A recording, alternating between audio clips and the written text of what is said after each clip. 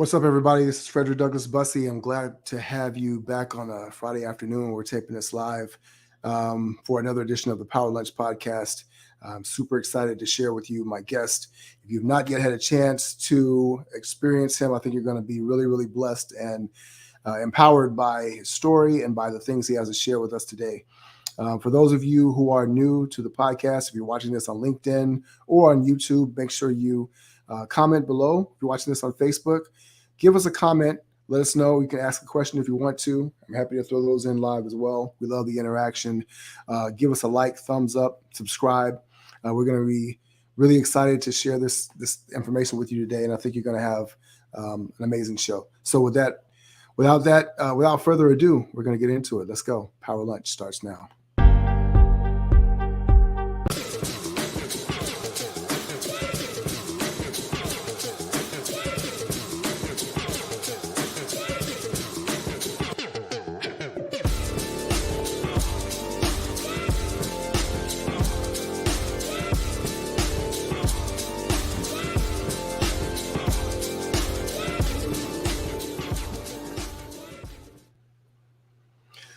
Welcome to Power Lunch. I realized I just did an entire intro on mute, so that was pointless completely. But that's the joy of live television, live audio, live streaming. So my name is Frederick Douglass Bussey, and I'm super excited to have with us today none other than Mr. Ben Ward. Ben is an accomplished author. He is a speaker and entrepreneur, and we're going to really dive into his story because I think he has a ton of value to share with us today. Please welcome with me Mr. Ben Ward. Ben, thanks for being on Power Lunch. I'm super pumped to be here with you, man. Awesome. For those who don't know you, please share with everyone exactly who you are and what it is that you do.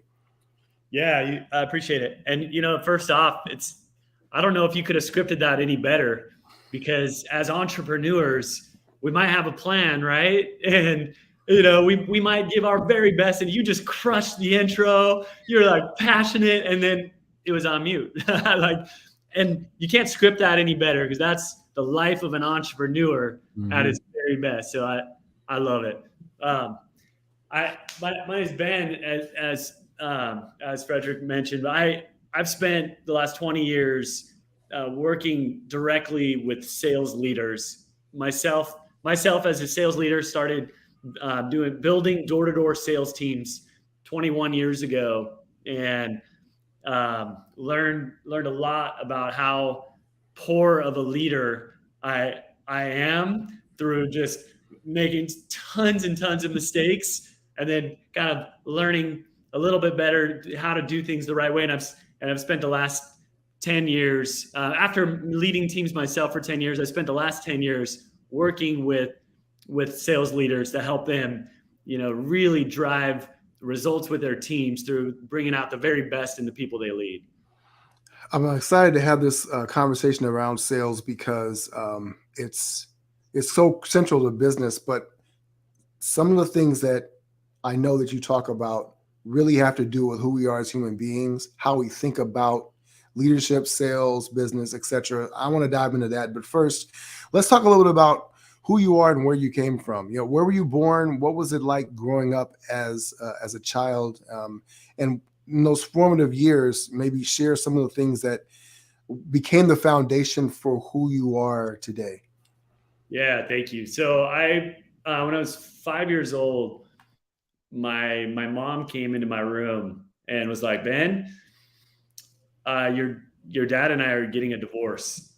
And I was like, "Sweet. Like, when are we getting it?" Like, I had no idea what she was talking about. I thought it was like a camper. I thought like a divorce was like a camper or like some cool thing we were getting. And I had no idea how much that decision, that situation would shape my life. And I grew up. So there was 5 kids in my original family, and then my parents both remarried people who had kids. And so then there was my dad remarried a lady who had 4 kids, and then they had 2 together. And so when I was with my dad on the weekend, like every other weekend, there was 11 of us growing up, Wow. and yeah, and we were super poor. My dad was really successful in his business and lost everything in the mid to late 80s, and Mhm. so we were just super poor. And I grew up sleeping on sleeping bags for years, like my all growing up. And then when I was with my dad, and then on when I was with my mom remarried an awesome guy who had 4 kids, and so bro, we had 15. There's 15 of us all together. Wow. That's incredible. There's so many dynamics that I play there. One, I'm curious about your dad. What was his business? And the fact that he had so much success and he lost it all. What was it that you observed about him in the aftermath of that level of failure? Woo! We're going there. I love it. So yeah, so my dad, he had a company called Fashion Sportswear, Mm, and from this in the 70s and 80s, they were the key manufacturers. They did all the sewing, they did all of the putting together of LA Gear and body glove back when wow. they were just crushing it. Yeah, um, I don't know if you remember those like pink and fluorescent jackets, you know, I back do. I in do. the 80s. Yeah, Yeah. that was my dad. So his factory, he had factories, he had tons of huge factories. We'd go and visit, and there's just we would get all the gear that, you could possibly imagine as little kids. Mm, And um, when my parents got divorced, my dad was at the very top of his game, and he had a multi-million-dollar business, and he was just crushing it. And it wasn't until a few years later that he ended up unraveling and lost everything. So my mm, early memory as a kid was just, we just had everything. And then my most dominant memory from when I was about 10 until, till an adult, man, we just we were just dirt poor.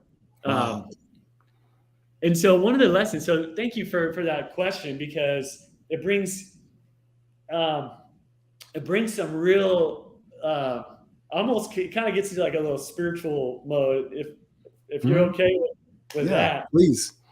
My dad, um, years later, I was 23, and he shared something with me, and he said, Ben, I thought it was me. Um, I'm like, all right, cool, Dad. It's like, what are you talking about? And he's like, all the success I had with my business, I really thought it was me. I thought I was just super smart. I thought I was just the man. And it wasn't until a few years after everything started unraveling Mhm, that I really learned something. And I bring this up in this conversation because you asked observing my dad mhm, and kind of watching him lose everything. And I mean, just like crazy life experiences that he had and that I viewed from a different angle, different lens as his son. And then my own life of how that affected me. mhm, Um, he's like, I thought it was me. But what I didn't realize was when I stopped living true to myself and what I believe, to my conscience, and I started making it about other things and mhm, making decisions that I knew weren't, with my personal decisions, with some business decisions. And when I stopped living true in integrity, mm. learned I was left to myself. And he attributed to to a spiritual gift that was taken from him. Wow.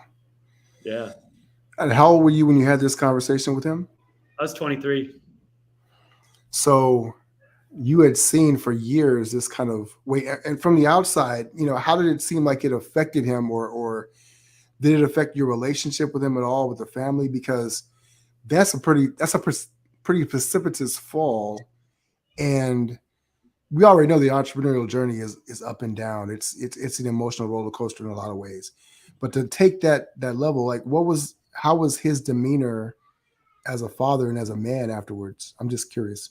Yeah. So my dad. So you'd have to know my dad. He's a very very closed. Mm, Um, so I don't know him. Growing up, I didn't know him well, and there were mm, so many of us kids, and he had so much going on in his life that I had no idea. I'm mm, just going through my own journey, trying to figure out who I am, and I wasn't like thoughtful of like, huh, my dad seems to have had like everything and now he's lost everything. Like I never even thought of that. I just was living life and mm, I'd go visit him every other weekend and I was clueless to his existence of like what he's experiencing. mm, And on top of that, he's very closed. Even now, I don't know him well, which I mean, I love him. He lives by himself to this day in Tecate, Mexico. wow. And and he he he's fine. He's reached peace in his life over the last 10 years. He has peace, but he lives a very very humble, frugal like situation. It's been so interesting to just experience as his son kind of his journey. And the biggest takeaway for me Hmm, is just a passion to live true. Like being able to see my dad experience what he did and make decisions he's not proud of hmm, and and own up to them. And also, the world didn't swing back into his favor. He didn't crush it again in business. He became, I don't know him well enough to know if he really was like depressed, but hmm, his whole life just completely unraveled. And it's been a very, very so many lessons that I've learned, and one of the biggest ones hmm, is just the importance and the value of living true to what you believe. You're like your own individual, you know, what you believe to be right, living hmm, true to that, and so I really try to guard myself to keep myself in check, to not get too prideful, right, and not get too arrogant, hmm. and and and really try to honor the integrity that day by day. I'm curious, because you mentioned you had this conversation with him at the age of 23, but so there's probably 12, 13 formative years in there that had some sort of impressions on you, even though you weren't, you were in and out of the household. Was there anything that you kind of took away in terms of being an entrepreneur, not being an entrepreneur, playing it safe, being at risk? And I guess we could kind of contrast that with how you grew up in your household with your mother and your stepfather. But in terms of the foundation and maybe some thoughts that kind of formed in your head about how you wanted to live your life, how did that affect you? Yeah. So on my dad's side, it was this, my dad was an entrepreneur and then through his situation, he became muzzled, like his gift, his superpower, like his gifts, he allowed those to like, to just kind of be muzzled. And Mm, I just watched him struggle, like not living into his purpose. mm, And then on the other side, my mom, she's a school teacher. And my dad, I call him my dad too. I don't call him my stepdad. He's my dad as well. Dad Steve, and he worked for Sara Lee and he delivered mm. bread. Wow. Okay. Yeah, and so they fought and they worked so hard, like every day. My dad Steve would get up at between 2 and 3 a.m. every day and go out and do his route. And he'd come home after we get back from school, and like he was just very hardworking, very safe, very. Mm, It was just it was very interesting to try to figure out, what my path was going to be. hmm. So, did you take the traditional route and kind of go through high school and college and things like that, or did you start working too? What was the path for you? So since I was 12, I babysat and I would do just odd jobs. I did door to door. I would sell things door to door, all the lemonade stands, everything you can imagine, and to just earn money. Mm, And so, I paid for since I was 12, I paid for a lot of the things. And I can't discount. In my mind, I want to be like, I paid for everything since I was 12. But my parents, they worked hard to make sure we had the basic, needs. And when it came to like yearbooks and those things, I was on my own to figure out how to pay for that stuff. And I sold candy. So I would go to Costco. Back then it was called Price Club, and I'd go to Price Club and I'd buy these boxes of candy and I'd sell them. And I was known as the candy man at school. And I'd have a backpack full of candy and I would just sell it and earn money that way. But not funny, sad story. One day, all of my candy got stolen out of my backpack. Whoa. And we weren't allowed to sell candy. Like, you weren't allowed to do at school what I was doing, but I just was fighting to figure it out. Right. And I got back from recess and I looked at my bag and it was all gone. It was all the money I had in there was gone. And I just started bawling.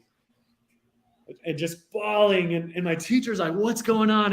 And I didn't know what to do other than just to tell her. And she was so compassionate, even though I wasn't supposed to be selling candy. And I'll never forget her compassion. But I was headed somewhere else with this. I got derailed. So how old were you when that happened? I was in 6th grade when that happened. Man, yeah, that's tough. Because, so I can just imagine, right? You've built this thing up, it's working, right? And there's an emotional attachment to success when a thing is working, right? And we're making money, we're accomplishing our goal, and then have it ripped away. It's ironic that after your father had experienced that, you kind of had a similar experience in the 6th grade, right? So you're doing these odd jobs. You have this sort of hustler / entrepreneurial streak that you got going on. As you graduated high school, was college the next step, or what kind of happened from there? Oh yeah. So after high school, I went and I served for my church. I went for 2 years out to knock doors and like teach people about Jesus. Okay. And I do service. And so I did that for 2 years as a volunteer, not paid. In fact, my family sacrificed. My mom and my daddy, Steve, sacrificed everything to pay my way. It ended up over 2 years. It cost $10,000 over a 2-year period, a couple $100 a month to like fund this like missionary thing. So I did that, and I learned. That's when I learned some real like grit on how to work hard and how to overcome like massive fear when like people are like slamming doors at you and like, get out of here, like guns to my face, like, what are you doing over here? Like, you're here to teach me about Jesus? What do you know about Jesus? Like, get out of here. Like that type of stuff, right? Wow. Yeah. So I'm a minister's son, right? And so I kind of have had similar experiences. And it's funny because you mentioned the fact that, and I will kind of get into that, how you taught sales teams going door to door, but your initial process, when you're leaving the houses, was that, what were some of the lessons that you learned from that door to door experience? Did you develop more fearlessness, or did it make you more kind of skittish? Yeah. One of the biggest things I learned is that people don't reject, like at first I felt like I'd take it personal. They're rejecting me. Like, I'm here to help you. I'm here to like share a message, or, hey, like, can we help mow your lawn? Like, what can we do to serve you? Like, what, that. And at first it was like a personal, like when people weren't responsive, kind of took it personal. But then I started learning, you know what? It's not about me. It's about them. And like, of course they're going to reject. They're not rejecting me, Ben Ward, as a person. They're busy. Like they don't have time for me. They have their own worries and families and things that they have going on. And they're like, the message, they might have their perception of what my message might be. And they're just, they like, I'm like a little bit, because they don't know me, I'm intruding on their situation. Like, for all they know, I'm here to steal their time for sure. steal maybe their money, maybe steal something from their house, maybe they don't know. And so there's an automatic guard that is naturally up. Mm. When you go and like try to connect with somebody that you don't know, they don't know you. And so I learned, one of the biggest things I learned was like an ability. How do you quickly connect with somebody? You're not going to connect with everybody. And the timing for some people, even if you could connect with them, the timing might be off. It's not going to work. But a persistent commitment to really try to serve, to really try to be helpful. And I learned the biggest key was to drive results, to even allow somebody to allow you to help them. You've got to quickly create some trust. You got to quickly create rapport. And that's all well said. And like, it's easy to say, but how do you actually do it? Right. And from thousands and thousands of situations and knocking doors, talking to people, you start learning like how to connect with people. And I think that was a foundation that really 100% took some of those principles and skills and allowed that to move into the business world in the future. So I'm curious then, what's one maybe tip or principle that you learned to quickly connect with people and build that level of trust? Yeah, first thing is when somebody started throwing out a concern, like at first I'd be like sort of thrown off, like, oh, I don't have time. Then they're like closing the door and you're like, and they close it and you like walk away. One quick thing that I learned, it took me a while to like learn this and refine it, but one tool was just a simple shift. When somebody's like, I don't have time for this. I'm like, yeah, of course not. Yeah, of course not. And you align with them. And so there's a temptation to want to push. Well, I don't have time. Well, if you knew what we're doing, you would have time. Like, and then slam, right?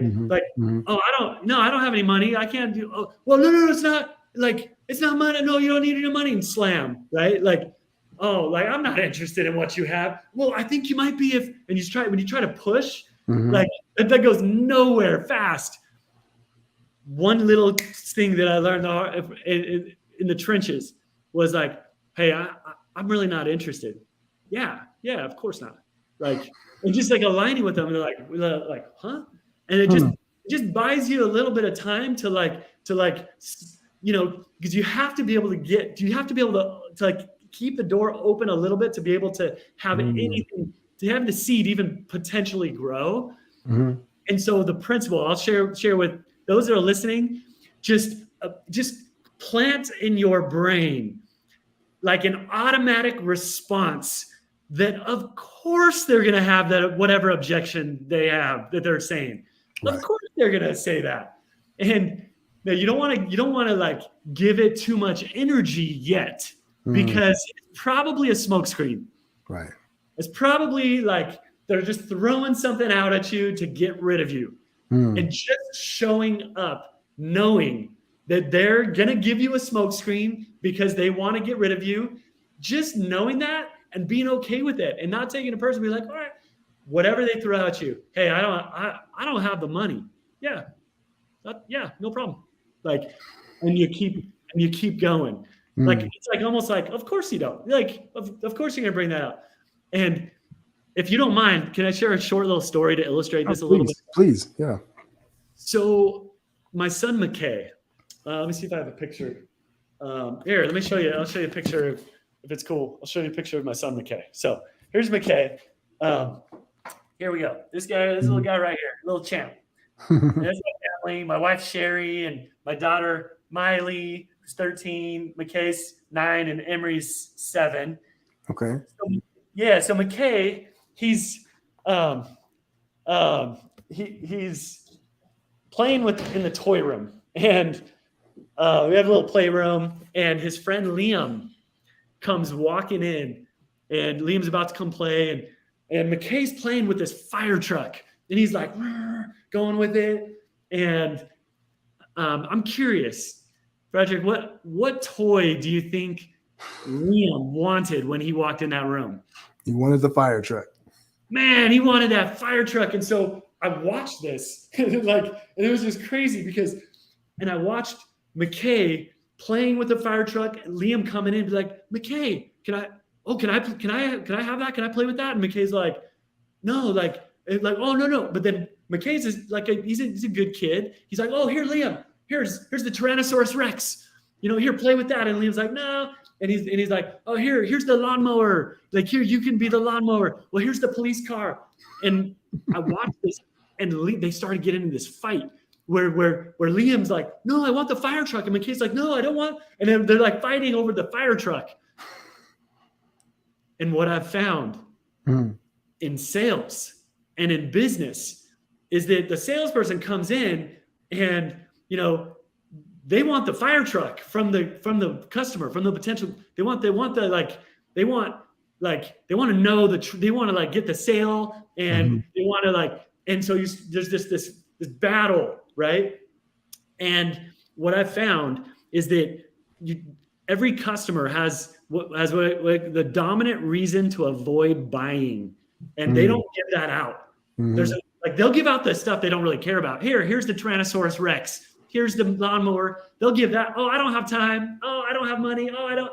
But the real truth, the key to sales and really being able to lead a sales team is helping your salespeople be able to be the people that people can trust and actually authentically. You actually have to care about the people you serve. You can't fake it.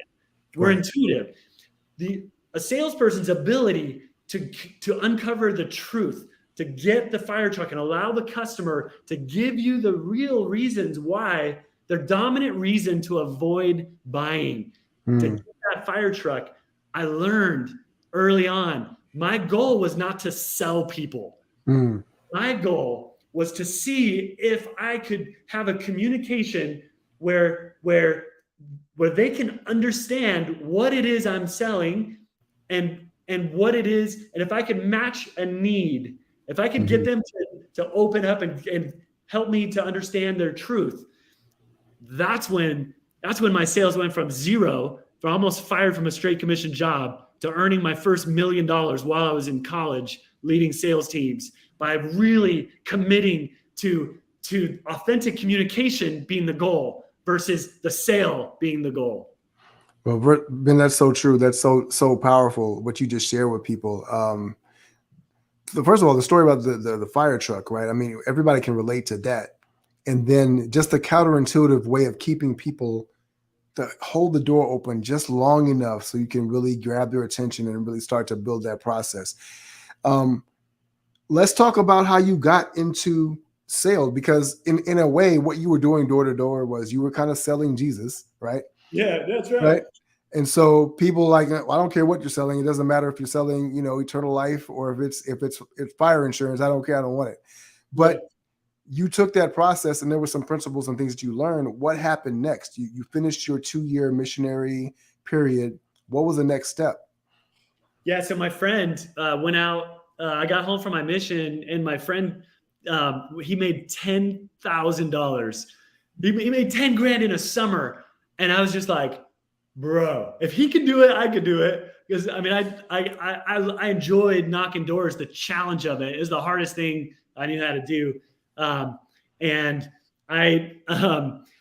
so I'm like, I'm in, let's go. And so I went out for my first summer, and my parents, like my mom and my daddy, Steve, were like, don't do it. Like, just, if anything, do summer school, get ahead in school. Right. And I respect their opinion. And my first 2 weeks, I alluded to this a little bit. My first 2 weeks, I went out and I sold zero. And I was the dead last. I was the worst in an office of 30, and almost fired. My boss, my manager, Jared Taggart, who's a dear friend to this day, he sat me down. I'll never forget. I was on a curb, and he's like, hey, sat me down on a curb. He's like, hey, listen, this isn't for everybody. And there would be no shame in, if you decided to pack up and straight commission, I'm not earning anything. I'm working my guts out. The same work ethic that I was selling Jesus. I was out there, that same work ethic all day, And my parents at that time were like, come home. You got a room here. You got your old job back. I was working at Sports Chalet in California, stringing tennis rackets for $7 an hour.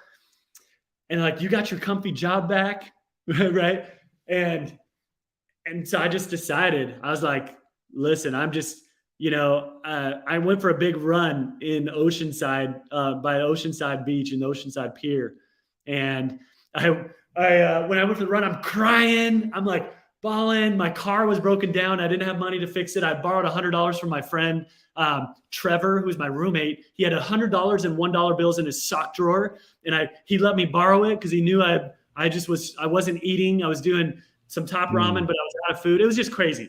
And so like the whole world was crying out to me, Ben, just quit.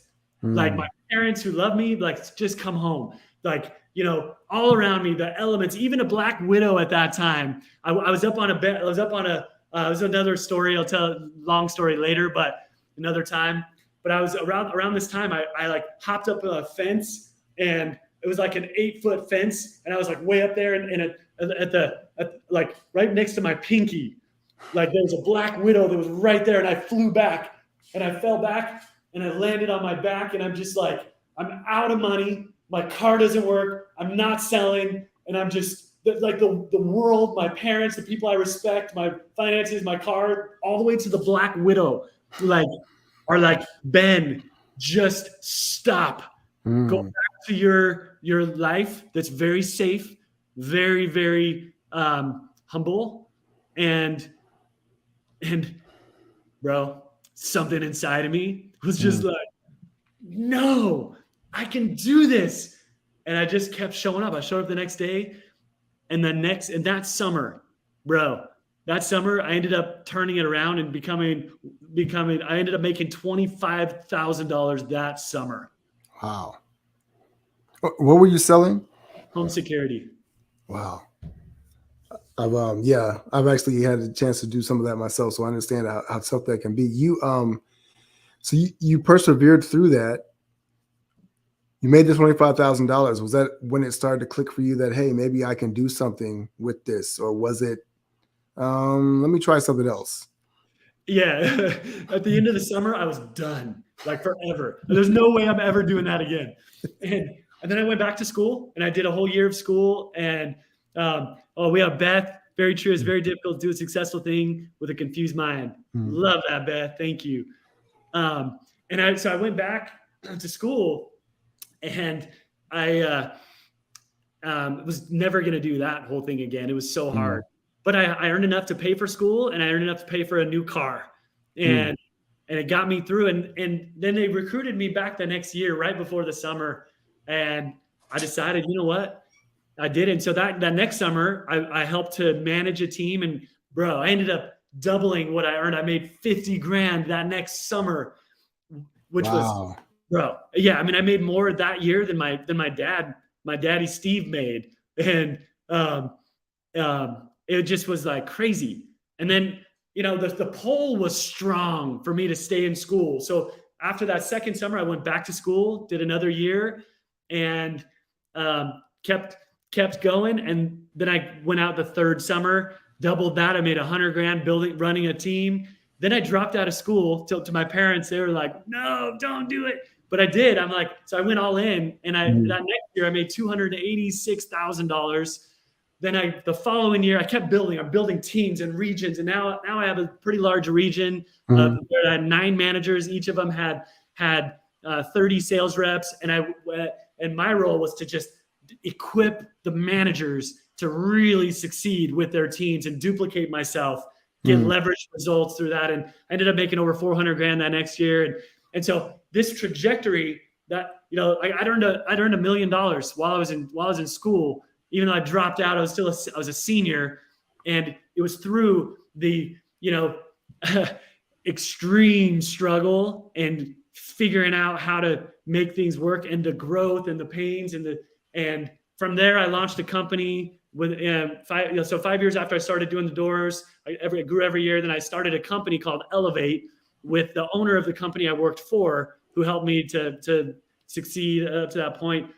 We recruited 2,000 sales reps. We took the company public in 2010, and we just had this epic. And I was like 30 years old, kind of like sort of done. Like, I mean, we're in the trenches working our business hard, but financially, my business was worth a ton of money. And it's interesting how it's easy to get sucked into the pride and being like, oh yeah, like I'm pretty amazing, aren't I? Right? Yeah. And what happened not long after, a few years into this, you know, we had this publicly traded company. We had sales reps all over America. We had this rad bundled service we were doing, phone, internet, TV, and security, all IP based. It was back in 2010, 11, 12, that time period where it wasn't common. We're blazing a trail, and I ended up, through my recklessness, driving that business into the ground. Wow. Let's dive into that a little bit, because the thing that was coming up for me was, and it's interesting that was the result, is that you had watched your dad kind of, even from afar, kind of had a similar experience, right? He had all the success. In the midst of that conversation you had with him when he was 20, when you were 23, did that ever resonate in the back of your mind? Do you feel like that was ever kind of bouncing around in there, and especially when things kind of tanked or hit that slide for you? Did that come up again, that conversation? It did, and that's thank you, man. You're so rad. I love your thoughtfulness and your questions. I had to conquer a fear early on that, and it's, I mean, I don't know. You asked me if anything's off limits, or before I think we started. I mean, anything off limits? Can I share some stuff, even if it kind of goes spiritual a little bit? Yeah, please. Okay, so I had this fear growing up that I was going to be just like my dad, and don't get married. So I had this major fear of getting married because I was going to just be this like jerk to my wife. And I grew up and I didn't want that. And so I had this fear, these walls up, and something that helped me. And this is directly related to what you're asking me about the business, the conversations in my mind about, I just lost everything. Like, now you're going to be like your dad for the rest of your life. And I'd already conquered a couple things. And one of them was this. I remember learning about Jesus, and I remember learning that and Isaiah talks about, he's a root out of dry ground. And I'm like, what does that even mean? For years I thought about, I don't even know what that means. But like Isaiah, this is the prophet in the Bible, talks about, that Jesus was a root out of dry ground. And meaning, like, one of the things I came to learn of what that means is that his ancestry, he came from a pretty like wicked line where, you had like King David was really righteous, whatever. Like, and then he was dethroned. He ended up becoming a murderer, adulterer, all these different things. And he like, that was the line that Jesus came from. And his soil, he didn't come from like this, like great thing. He came from a broken, like royal line where, and so I learned that, and I'm just like, wait a minute. Like, that's Jesus. What about me? Like, I come from a broken situation. Does that mean that that's who I'm going to be? And when I had that connection that Jesus was a root out of dry ground, and you know what? He did it. I want to try to follow. I want to not be, I don't want to like, I'm not predestined to like fall into my dad's footsteps. And I rejected those thoughts. And I was like, no, I reject that. I'm going to do something better. I'm going to live a life that I'm personally proud of. And so that was years before, as like a late teenager, when I'm trying to figure out who I was. And I'm like, no, I'm not going to allow these thoughts to like condemn me to having a life like my dad has had. Right. And so when these things happened, when I started losing my business, I'd already kind of learned how to navigate that conversation in my mind, because you better believe it. And you nailed it. The conversation, the FUD, the fear, uncertainty, and doubt was real. Like, I can't, I lost my house at this time, my business, I drove it to the ground. I couldn't make payroll. 2,000 salespeople across America. I lost my home. Home foreclosed on. We had a brand new baby, Miley. I showed you the picture of my oldest, Miley. She was a brand new baby at that time, and couldn't pay groceries. My car was ripped out of my garage. It was being foreclosed on, the house, and we were about to, and then my wife's car, where it really got real for me, was when my wife's car was taken and repossessed, and we were left with nothing. And I'm just like sitting there, like, you can only imagine. I mean, I'm sure we all have our experiences, right? They don't all look exactly the same, but there's a lot of, similar threads through, I think most of our journeys, right? Yeah, for sure. It's deeply affecting. I'm thinking about how it is as a man, right? We have this image of ourselves as being protectors and providers. You've done it. You've built this business. It's nationally successful. It's gone public, and then all of a sudden things get ripped away. Let's talk a little bit about what led to that demise of that situation. You said your own recklessness. You drove it into the ground. What's the story with that? So what we had a pipeline into the home, Mm-hmm. meaning we had teams all over. It was powerful, some of the best on the planet of knocking doors and actually serving customers and creating an authentic experience that actually was awesome. We had this rad thing going, and where the recklessness came in is I learned firsthand that the main thing in business is to keep the main thing the main thing. Right. Yeah, I mean, we hear that, we know that, but I learned that firsthand, because what happened was we had a bundle. We had phone, internet, TV, and security. Mm-hmm. And what started happening was we were like, we got hot shot mentality. We're like, oh. And so we started being like, the hard part is driving the pipeline into the home to serve the customer. That's the hard part. We've got that on lockdown. The easy part would be to fuel and fund different initiatives. So we had those 4 products, and then we're like, well, people would come to us and be like, hey, we like random things. We will give you money at this time we had the subprime real estate crash. The economy was doing this for years, but our business was born at the very start of the great economic crash of 2008. That's when we started it, but we didn't let that stop us.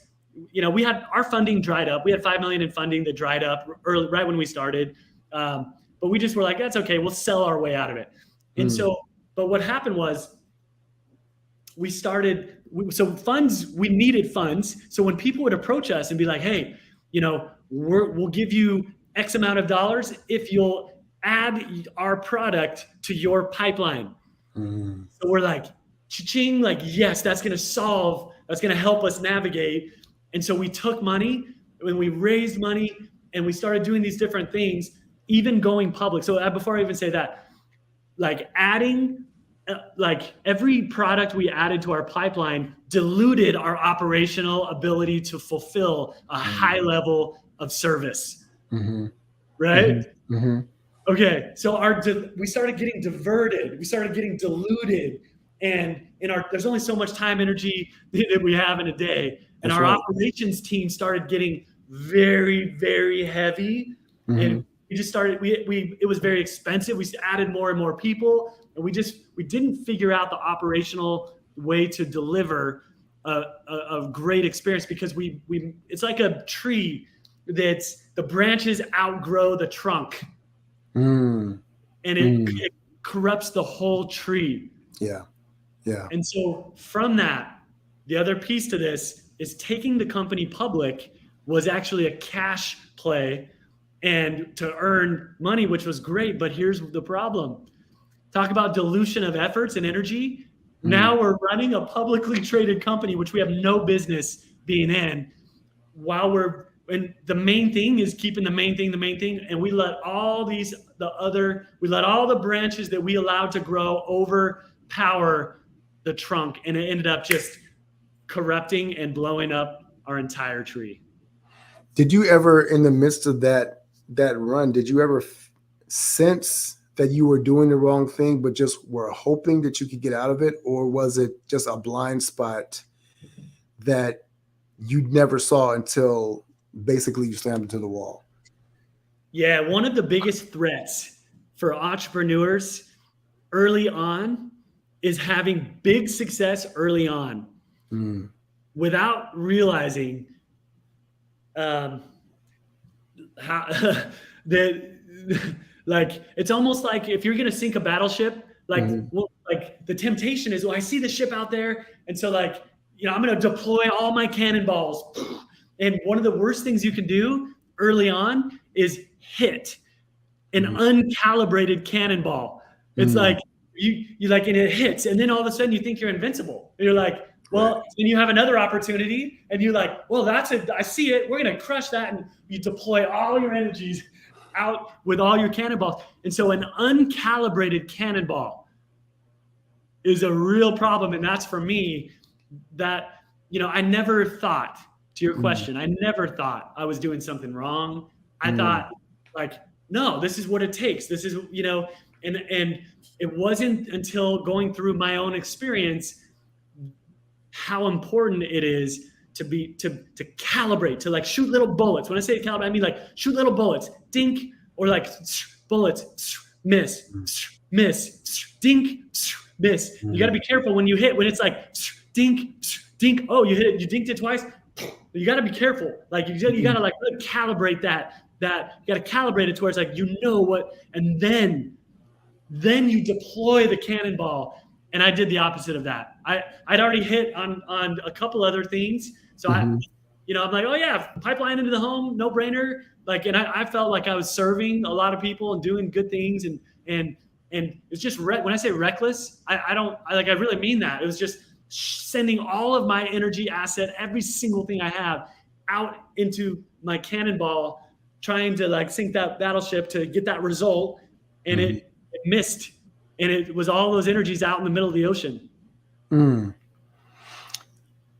So when you finally, everything blew up, did the company go under completely? What happened as a result? Yeah, it ended up 5 years into it, I ended up resigning from my partnership. And my partner and I, we didn't see eye to eye. I wanted to stop and just scale organically.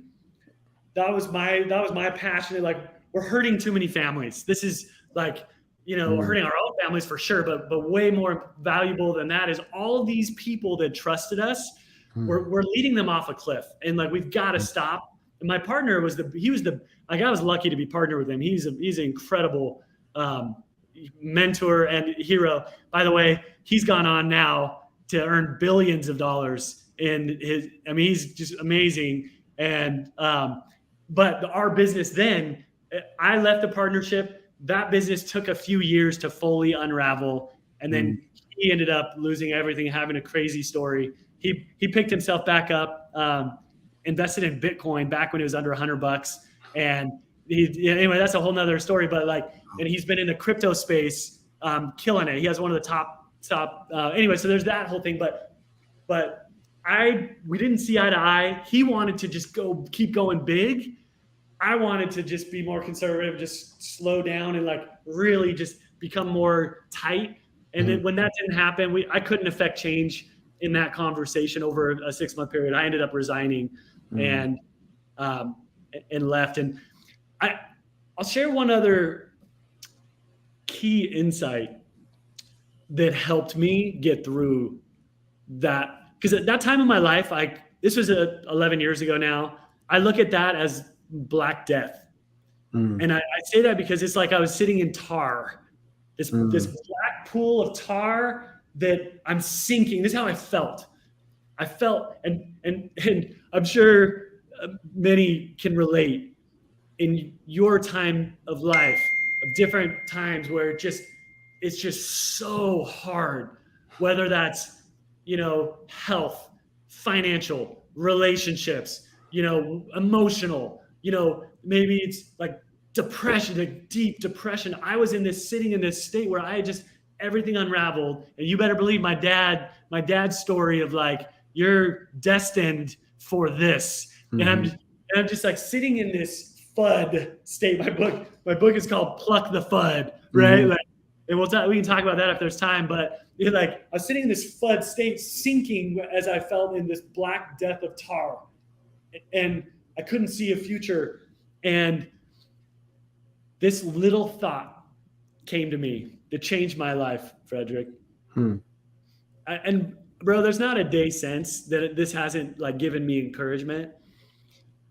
In that time, I'm like sinking in this tar, and I'm like blaming God, like, where in the heck are you?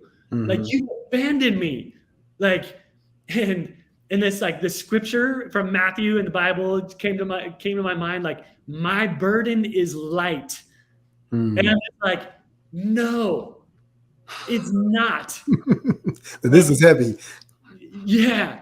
And this little thought came to my mind. It's like, okay, Ben, like, I hear you, like, but let me share something with you, is what this thought was had. So my burden, you're sort of misunderstanding this. My burden is not light, as in less heavy, light. Like Jesus's cross was never like, oh, this is light. It was excruciating. It was so hard and heavy, we can't even comprehend it. Like, and this little spirit came to my brain, which is like, my burden is light, as in enlightenment, or like knowledge, like the things that we go through bring us light, or they bring us that our minds awake to we grow. And like, without that, like, we know the strongest steel, it has to go through the hottest fire. That thought in my brain of like blaming and like victim mindset of like, God, you did this to me, like, shifted with this little revelation of like, oh, the things we go through, this is one of them. This is so hard for me. This will bring light unto my soul, that like, which is the most valuable thing that I can gain on this earth right now.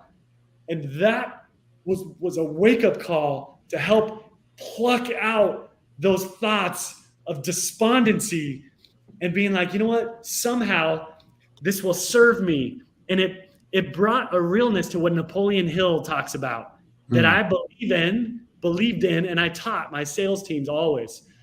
Every failure brings with it a seed, a tiny seed that has an equivalent advantage. If you let that seed grow, the seed of failure can grow into a redwood of opportunity.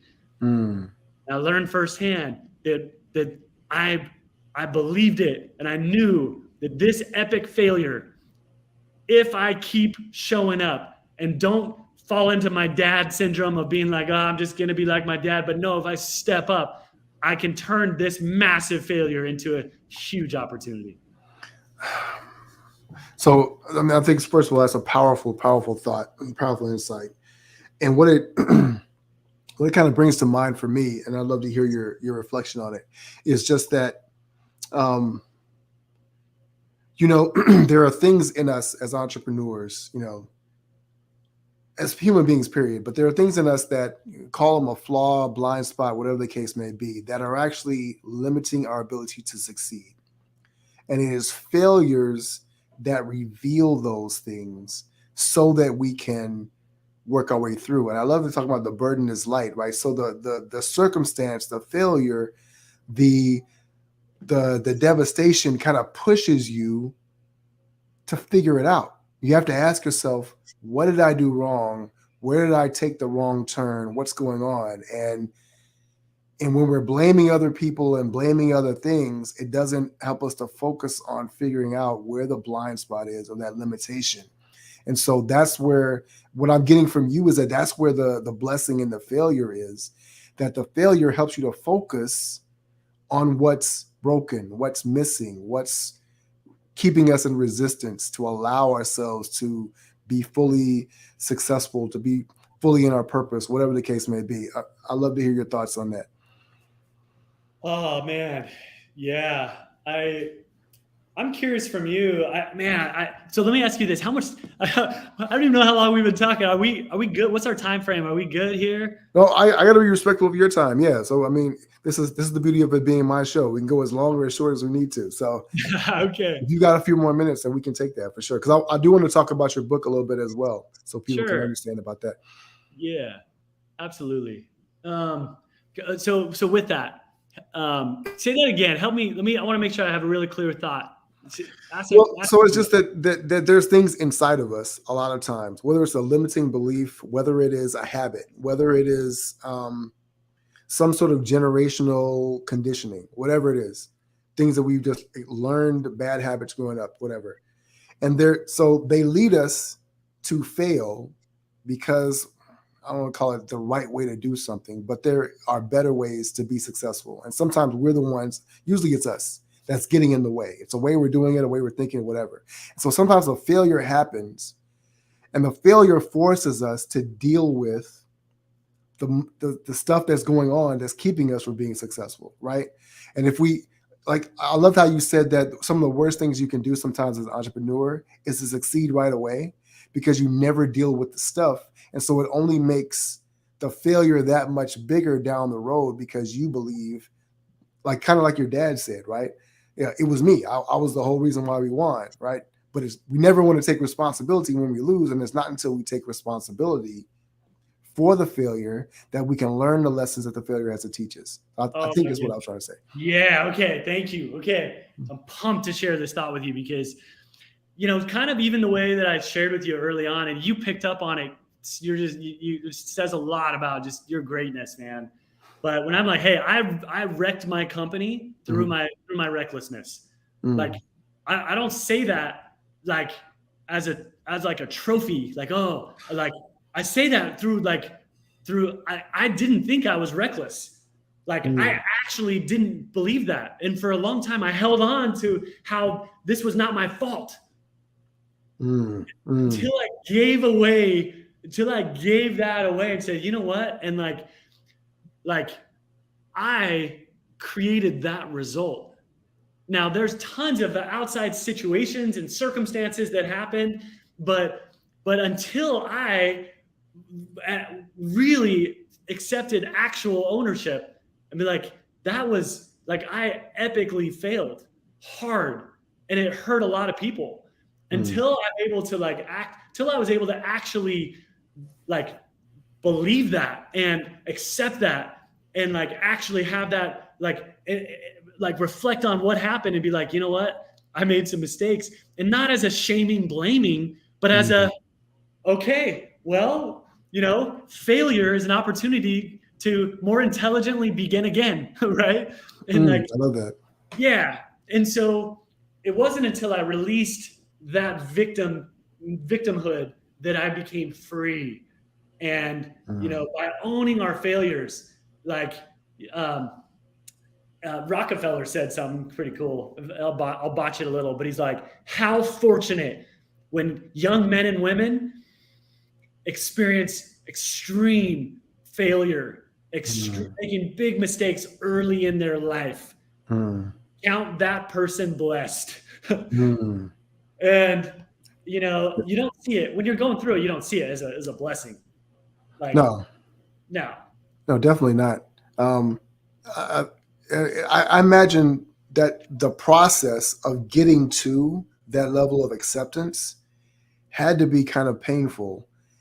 Did you ever experience any shame, um, guilt, whatever? And if you did, how were you able to kind of navigate out of that to really land at the place where you could take responsibility, really learn the lessons, and then make the pivot from there? Yeah, shame for sure. Shame, blame, myself. Um, it's a pretty lonely place where you can't take care of your family, let alone all the people you've got on the bus with you. Mm. And so, I mean, my confidence was shot for a while. There's people at my church that worked for me for my company. Oh Like, wow. that was hard. Like in the halls, they were great. I mean, I have a great relationship, but like in my heart, like I'm the successful guy that's just lost everything, put them through the ringers, hurt their families, and like the church, the hallways of the church were a pretty like sad place for me. The conversations that would go through my brain about who I am and like what I've done to these families. Mm-hmm. You better believe there's a lot of shame. And what helped me get through it was a willingness to like have the needed hard conversations. Mm-hmm. And when I was feeling, a certain way, or I felt like there was a cross-eyed look, and I felt like, that I really tried to make sure to like confront those head on and be like, hey, and I'm pretty, I mean, life will visit humbleness upon you. Mm. So I've kind of in those stages, I'm very humble of like, I'm sorry. And being able to like work through those conversations to learn that I had way more support from people that had followed than I believed. And like these people that I like felt like they should be like really like have animosity towards me, like being willing to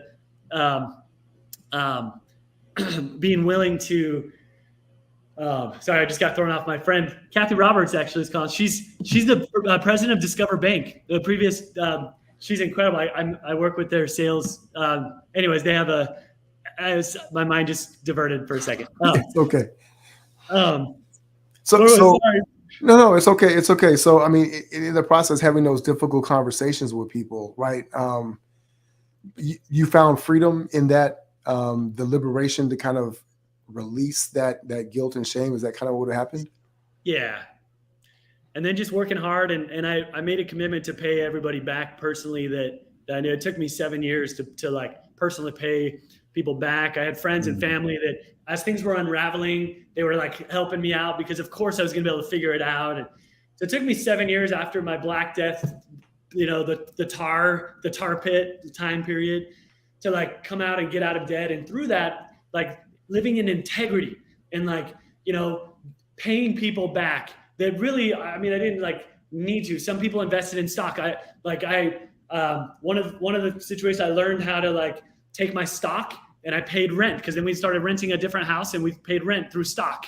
Figured out how to do that. I bought a car through stock. Ryan Hall, they sold us their 10-year-old Escalade so we could have a nice car that was like, and he bought it in stock and that stock went to the ground. So within 7 years, I ended up paying him back all of the money it was stock. It was a risky thing, but like those type of things living in, for me, it was like, I felt like I wanted to live. Like I could have been okay to not pay certain people back and it would have been fine and it would never be a problem, but really trying to operate in what I felt was integrity. Those are the things for me that have given me that extra strength and confidence to just climb and keep going, which has led me to where I'm at today. I love it. I love it. I love it.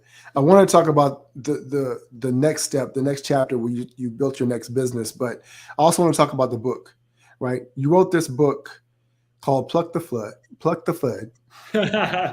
Say that 3 times without stumbling. Yeah. Yeah. Be careful, right?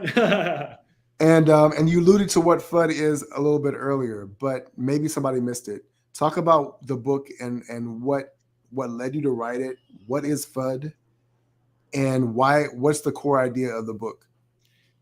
Yeah, so 20 years leading sales teams and mentoring tens of thousands of sales leaders. I've learned the number one blocker, the thing that blocks most sales, most outcomes, the results that we're trying to pursue. The one thing is FUD. And because like the easy part is learning the skills to be successful. Mm-hmm. That's easy. Like how to, the questions to ask, how to stand, your pitch, your tone, the verbal, nonverbal communications, how to go in, how to like start the approach, how to go in for the close. All those things are learnable. Mm-hmm. Mm-hmm. You can duplicate them. You learn from those. Like that's the easy part. Right. The hard part is learning to guard your mind. Mm. When you're in the tar pits of your life, right? Learning to guard your mind and take action despite fear. Yeah. And so Pluck the Fud, if you're growing a garden, weeds are going to creep into the garden, right? Mm-hmm. You got to pluck the weeds out of the garden, right? You got to get them out of there. Our minds are the exact same. We might have a beautiful idea. We're going to like crush it. We're going to double our sales in the next, this next year. And inevitably weeds of the mind are going to creep in. And the most common weeds are fear, uncertainty, and doubt, or FUD. And you've got to pluck the FUD. And this book it took me 5 years to write this thing every day for whether 20 minutes to 2 hours every single day for 5 years, to put the best advice I've personally learned, applied myself, and taught on how. Like, it's one thing to know about plucking the FUD. Okay, that's cute. It's another thing, how do you do it? Like, what do you do when the weeds come? What are the tools? What are the practical strategies to pluck the FUD, to get yourself to take action to get results? Yeah, that's super powerful. Learning how to weed your mind, right? Oh, I love it. I love it. Let's wrap up this whole arc of this journey, to kind of tell people where you are now.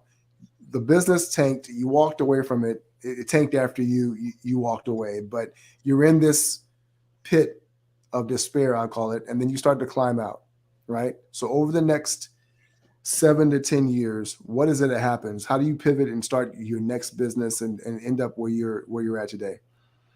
So I learned through my journey, I learned where my genius zone is.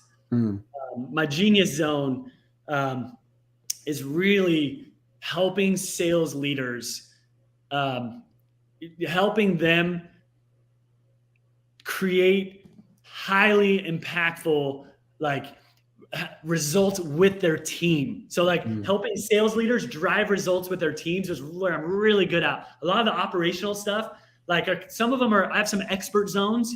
I'm expert at certain things, but Frederick, one thing I've learned, if there's a truth bomb I could share as we sort of close out, your biggest threat to your genius zone, your biggest threat to operating in genius is your expert zones. The things you're really good at, the things you have experience in, the things that you could do and do really well. And so people approach you, hey, can you help? The biggest threat to your genius, and genius, I mean, what fuels you. It's like the hedgehog concept from Good to Great. It's like something you're passionate in, can fuel your economic engine, something you can become the best in the world at. Your genius zone is something that you love to do, you're really good at, and you're at your natural best. And for me, developing leaders and even niching down specifically even more sales leaders, and for me, I learned that I'm kind of like a sales leadership safari guide. I've been there. I've navigated the sales and leadership jungle. I've succeeded. Yeah. I've fallen. I've up and down the roller coaster. I've been there, and I've come back for you.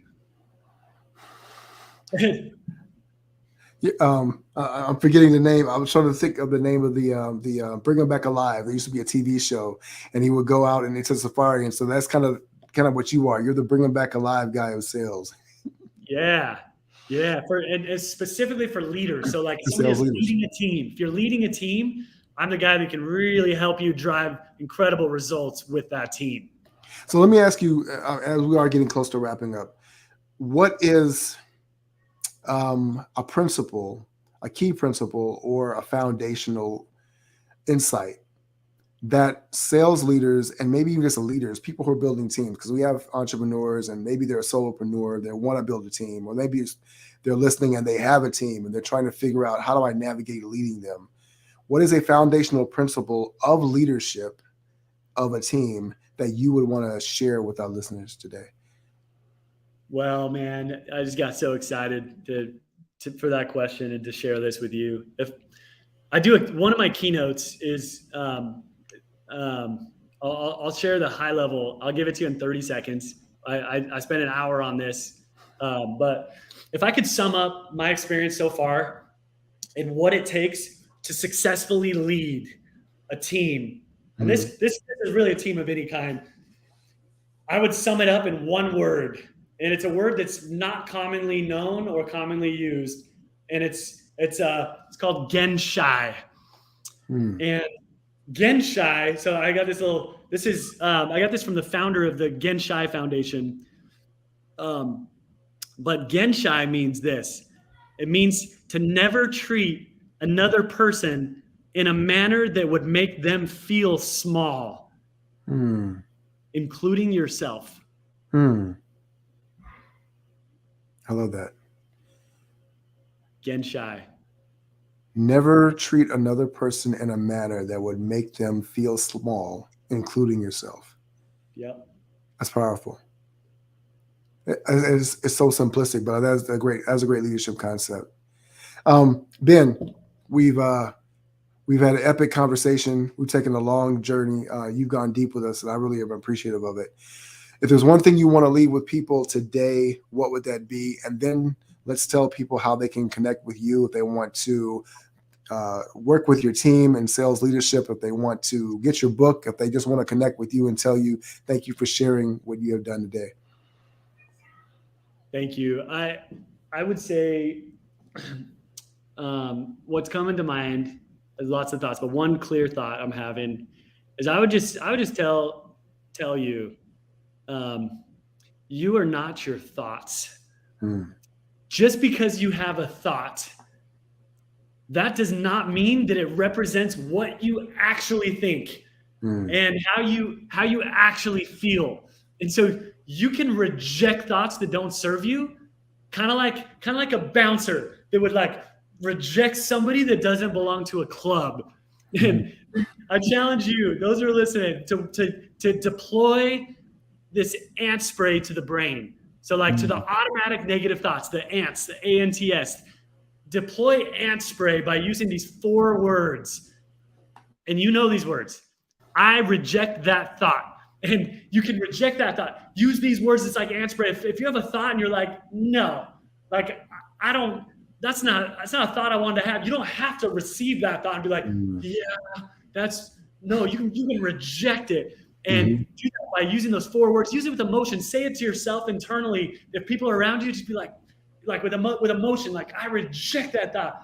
And if you're by yourself, stand up and be like, I reject that thought. And the more emotion you put on it, the farther away that thought will fly out of your atmosphere. I love it. That's powerful. Literally reject that thought.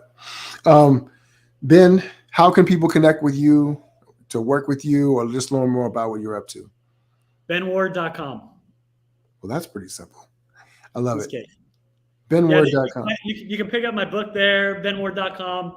By the way, just I reject that thought. Chapter 4, what I just shared with you at the very closing is just, again, a little high level. I talk about that in chapter 4 on how to pluck the FUD. And you can get the book there, benward.com, plus check out all the other stuff I'm doing. Perfect. Ben, it's been a pleasure, man, talking with you and sharing everything. I'm so grateful for the time that you've given to us. You even gone over and given us a little extra time. I love your journey. I love what your openness and transparency. Your energy is infectious. And I'm so grateful for the time that we've had to share. So I appreciate you being with us today. Extreme pleasure. Thank you so much.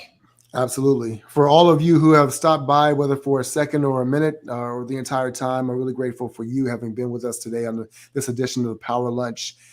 Please take the time to be kind to yourselves, be kind to others, show up as powerfully as you can.